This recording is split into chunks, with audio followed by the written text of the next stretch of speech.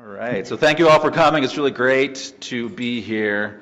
Thank you, Ben and Kat, for all you do. I know the sun smiles down on you. And when I was thinking how Ben must work, this image came to me. There's Ben racing through the landscape of the American Geophysical Union, the Integrated Space Weather Analysis Systems, Solar Dynamics Observatory, et cetera, and he's casting about threads of directions to keep researchers like me and others busy. So thank you, and I hope the future year is even more exciting than this previous year has been. Okay, I'm going to talk a bit about our changing perceptions of the interstellar medium, and then do a not-so-smooth segue into some recent results in the Safire experiment. We're actually at a very exciting time in astronomy. If all goes well, our children's children will say things like, "Oh, I wish I was there at the beginning of the 21st century when everything was being rewritten. What was that like?" And if this paradigm shift that we're on right now derails and no one remembers any of us, I'm not going to worry. Because in the course of human history, the vast majority of heroes are not in the history books. Being in the history books is one measure of success. But if you knew that it was likely that all of this would be forgotten 100 years from now, would you still do all of this? Would you still come to the conferences and listen about the demise of dark matter? I think most of us would. Most of reality will always be invisible to our cameras and our books. But the yearning that we feel shines, and it shines very brightly. And that yearning radiates out to all other sympathetic hearts. Those that are around us now, but also to those grandchildren ahead of us. And yes, even to the grandparents who seem to be behind us in time. Don't be fooled about the passage of time. The ripples of invention travel in all directions, left and right, past and future. What we are all doing travels out much further than any of us can imagine.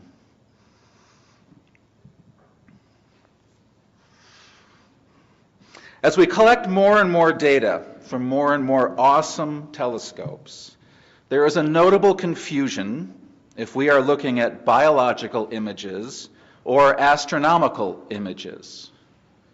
One of those is from a cell, one of those is from our galaxy. One of those is biological, one is astronomical. A lot of us know this one. This is mitosis, right? So we get to watch this because our time scale is such that we can take a movie over whole lifetimes of cells. So we get to watch the process from beginning to end. When we look up in scale, we're handicapped temporarily. We can't really make the movies. So we catch snapshots in the cosmos. And we need a pretty broad point of view to wonder what it is we might be looking at. Now, this is not an accident, this similarity between the two worlds. It's not entirely an artifact of our instruments. The reason these two worlds look the same is because of the many ways that they are the same. We live in a living universe. The cosmology we grew up with is dead. I don't mean dead as in over with. I mean dead in that it only talks about dead things. Stars are supposedly dead. Galaxies are supposedly dead. Heck, the whole universe is supposedly dead. And only you and I are alive and conscious. Only you and I. The profoundness of that absurdity needs to be re-examined. And astrophysics will be stuck until it can acknowledge that the objects it is studying are alive, just like you and me, just like our cells. I knew my cells were alive before you showed me a movie of it. I also know that stars and galaxies are alive before you show me a movie of it. This is an image of an animal cell made with visible light. So what you would see with your eyes if you looked through a light microscope. And when I was young, I was told that all those blobs, those functional pieces, the Golgi apparatus, the mitochondria, etc., I was told that they float around randomly in an unorganized sack of water. And then we developed fluorescent dyes so that we could selectively see other biological molecules. This is what we saw. Yeah, whoa. So what are all those filaments doing there? We can now see that every functional part of the cell is held in place where it needs to be. We saw them move before, and we thought they were just floating around. And now, when we watch, we see that each functional part of the cell is held in place by these filaments. And then when it's time to move, the filaments are undone. The piece is dragged over to some part of the cell that it needs to be in now. And then all the filaments reattach and hold it in its new place. So our entire explanation of cell structure and function was completely turned over because now we can see the filaments.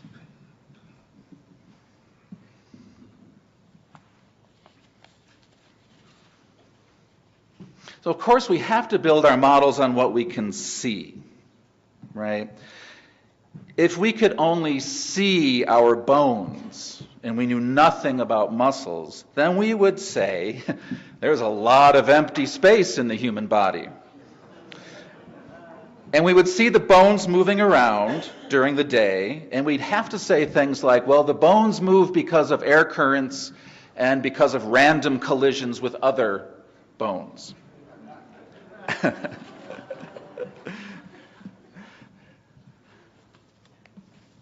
This is the night sky as seen with a telescope using optical light. That's what our eyes see. So we see a point of light and then a lot of empty space. And then another point of light and a lot of empty space. And since we saw this, we built models upon this picture. I recall one assignment in school where we had to use the distances between the stars and simple statistics to prove that it was impossible for two stars to ever come close enough to touch each other. Oh, I hated that assignment. You had to prove that you lived in an eternally lonely and disconnected world. And you still hear this narrative. I was listening to a radio show the other day. A prominent Smithsonian astrophysicist, through her talk, regularly using phrases like out there in the darkness and unimaginable expanses of empty space.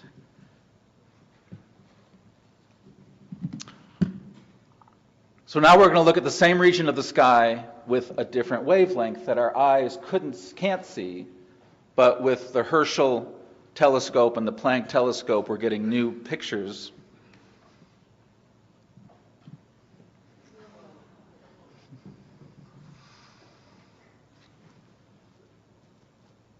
So it seems like we have a complete reversal. It's looking now like all stars are connected to other stars. And maybe this idea of a lonely star, if such a thing even exists, is more the exception than the rule. So what are we looking at? We're confident these filaments are composed of dust particles at relatively low temperatures. The ambient plasma around the filaments is composed of rarefied material at much higher temperatures. So in this world of plasma, which is incredibly rarefied, responsive, dynamic, fast-moving, these filaments of dust, if you can imagine it, are more like rock or wood immersed in a medium of air or water. Dust filaments in the cosmic web are solid, if you get the image, I would say. Now, you may have heard of these regions described as regions of star formation, okay? That might be true, but that description assumes that the ultimate goal of any condensing matter in creation is heading towards a star, what we call a star. This stellar nursery description assumes the filaments are there for the stars, but maybe the stars are there for the filaments. Or maybe they're both there for each other. Maybe they're both there for something much larger than themselves. As we move towards more and more structures in the interstellar medium, I suggest we hold off on rushing to conclusions and maybe keep an open mind about what are these things. Much of astrophysics is floundering with data overload because there's no thought that we are looking at structures performing useful functions. What is the purpose of those filaments connecting the stars? What useful function is being performed for the galaxy as a whole? Those are the questions that are going to allow us to make sense of all this new data. So since the interstellar medium is composed of various kinds of plasma, and since plasma naturally creates and distributes electricity, an electric plasma cosmology seems like the most natural extension of our current gravity-centric cosmology. Several years ago, I had the thought that if electric cosmology were true, we should be able to see transient discharges, maybe, in the interstellar medium, like lightning in space. And I met a wonderful man named Ignacio Cisneros, who was developing new ways to combine data from multiple telescopes in ways that take advantage of the awesome ability of our optical neurology and visual cortex. And I asked him, have you ever seen any evidence of transient discharges in space? So he showed me that. So that's two different telescope images taken roughly 25 years apart. How long does that discharge last? We don't know. What's causing that discharge? We don't know. Why is it happening in that location? We don't know. Are there other examples like this? Yes, plenty. Here's another. Again, the same point in the sky, two different points in time. So we're hoping to soon publish an initial survey of these transient extended discharges. How many of these are there to be found in the telescope archives? No one knows because no one's been looking for them. Projects like the Gaia telescope have been designed to look for transient point sources. So if someone listening out there has the time, Ignacio or myself could lead you through how to search for these extended transient discharges.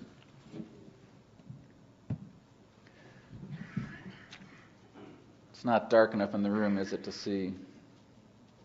Would it be too much just to kill the lights for a sec? Is somebody? So what we're looking at here is not two different points in time. This is one point in time, roughly speaking, but it's one part in the sky. We're looking at the dark filaments, which is the dark material on the image. Those are the filaments of dust and gas. And then I'm blinking between that, and then you can see the speckles. Thank you for the lights. You can see those speckles on top of it. So again, this is not two different points in time. This is two different wavelengths of the same point in space. Those speckles are from an X-ray telescope.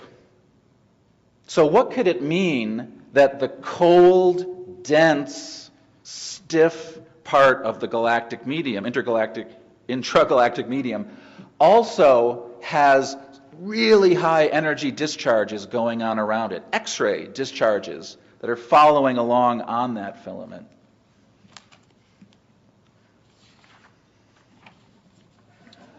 Okay, so I joined the Safire project in 2012. That was my segue. There's the guys. The thing to the left is our chamber. It is a stainless steel chamber about the size of a car. And we do all kinds of very fun things inside of it. The mandate of the Safire team is to explore various models for an electric sun hypothesis. Okay, you could have the hypothesis that the sun is powered electrically, but then you have to have a model or various models that flush that out. Like, how exactly does that theory work, right? So the mandate for the Safire team is to flush out different possible models for how a star might be powered electrically. The chamber's filled with mostly hydrogen in this, what you're going to see here. The pressure is about 1/100 of an atmosphere. The chamber is under about 450 volts of tension, and we're increasing the current during this little movie here, which causes all the changes that you're seeing. That center ball is about 3 inches across. It's a sphere, and the glowing shells you see are also spheres. Okay, you got a picture that's those are three-dimensional spheres. And then they break down, and we'll get to watch it again. Yes? No? Yes? Cool. Okay.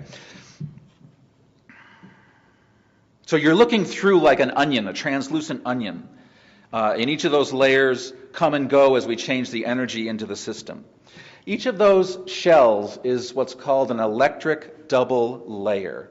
A double layer is a region in plasma where positive and negative charges have been separated, kind of like a battery or a capacitor. But there are also regions where current is flowing, and it flows perpendicular to the double layer. So the current flows in and out towards the sphere, and it cuts across perpendicular to those shells. Kind of imagine current flowing in, cutting perpendicular to the layers. Okay, we see this sort of behavior all over cosmologically. That's why we're studying it. So, for example, in magnetospheres of Earth, Jupiter, Saturn, there's a lot of current flowing in and out of the polar regions. And we find double layers in these regions. So on this drawing here, the double layers are the little curvy lines, and then the current is flowing up and down across those lines, into and out of the planet. So at any given moment, there's billions of amperes of current flowing into and out of the Earth. And when this current flow becomes visible, then we have the northern lights. Okay? And in coming years, the Safire team will be, hopefully, looking at experiments to elucidate some of the basic energetics of the transformations that are taking place in the north and south poles of planets. Okay, so how might we apply this to our sun? Okay, our first step is not going to be looking at polar magnetic fields and transformation of energy through that. It's too complicated. Our first step is, can we look at the surface of the sun as a double layer, a discharging double layer, a glowing double layer? Okay? Could we look at the surface of the sun as one of these layers? At a very basic level, we need to know if this sort of discharge could possibly account for the energy output of the sun. If we could connect the amount of energy emitted in our chamber to the amount of energy emitted by the sun, that would be really exciting. That would move us out of qualitative modeling and into quantitative modeling. For the past 100 years, there's really only been one model that gives us quantitative predictions for the energy output of stars. And that's the model started by Eddington in the 1920s. So if we on the Safire team can do any quantitative predicting with an electrical model, that would be some good grounds for celebration. Now, you may have heard that the nuclear fusion model for the sun's energy has some problems, like it predicts very little of what we actually see the sun doing. The fusion model doesn't predict the existence of sunspots or coronal loops or the relative abundances of elements in the photosphere. Most people think it does. It doesn't really.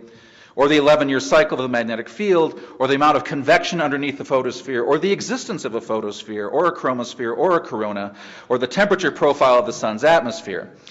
But if you assume that hydrogen is fusing into helium inside the center of the sun, then you can predict how much energy the sun gives off and how big it should be. And that is good. That is really good. In fact, it's so good that for almost a century, no other physics model for why the sun shines has been so good at predicting this basic aspect of the sun's behavior. The fusion model of the sun can have all kinds of difficulties, but until some other model can quantitatively describe this basic energy output of the sun, then no one is going to be rewriting any textbooks. So as we experiment with different discharges in our chamber and we're measuring different aspects of the shells, I was looking for the right question. Are we supposed to be looking at the total light emitted? Are we supposed to be looking at the size of the shells? Are we supposed to be looking at the ratio between the free electron temperature and the voltage difference across the shells? And so to cut a very long story, very short, here is a plot of the total power emitted by our discharge as a function of the total surface area of the discharge. So straight lines are always good, right, if you're looking for correlations. Horizontal axis, that's the surface area of our discharge. How many square centimeters are in that discharge? Vertical axis is how much power is being consumed and emitted. We're putting the power in, it's being emitted back out. Once I looked at this, then you realize that our discharge emits a constant amount of power for every square centimeter of those layers. If we double the amount of energy into the chamber, then our plasma adjusts itself to have twice the surface area. Sometimes it creates new shells, sometimes it just expands the shells that it has. This particular atmosphere for this experiment was mostly hydrogen, and it emits 0.4 watts per square centimeter of those shells.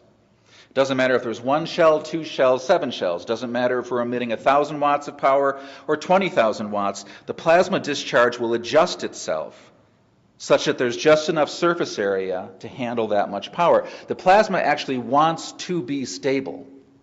When you work with this over months and years, you get feelings about these things you're studying. The plasma wants to be stable. It doesn't want to blow up, right? And it will go through all kinds of incredible adjustments and beautiful changes to itself so that it can be beautiful and still transform the power that you're giving it. So then, shall we predict how big the photosphere of the sun would have to be if it were, like our chamber, a radiating double layer? Okay, so could we be bold enough to quantify an alternate explanation for why the sun puts out that much energy and how big the sun is? If our chamber puts out a constant power for each square centimeter, and we assume that the sun has the same power per square centimeter, how many square centimeters of double layer would the sun need to have to put out its observed power? The surface of the Safire discharge is about 10,000 square centimeters. The sun's photosphere is about 10 to the 28th square centimeters. Okay, that seems kind of like an impossible comparison. Okay, not many experiments can predict out and add 24 zeros to what they start with. But if we use our 0.4 watts per square centimeter that we see, do we get anything near predicting the size of the sun? So there was no envelopes handy, so I did the old back of the notebook calculation. And if our photosphere were a glowing double layer, then our experiment says that the sun would be 0.1 times 10 to the 28th square centimeters. The actual photosphere surface is 6 times 10 to the 28th square centimeters. So that's a little over 1 order of magnitude that we missed out of 24 orders of magnitude. Without considering multiple nested double layers, without considering the effect of trace elements in the atmosphere without considering the effect of local and global magnetic fields. When I did this calculation, the hair on the back of my neck stood up. This is like learning how to shoot a rifle in your backyard and then seeing if you can go out and if your aim is good enough to hit Neptune. I'm not kidding. Okay, so our first shot didn't hit Neptune, but we certainly hit one of Neptune's moons.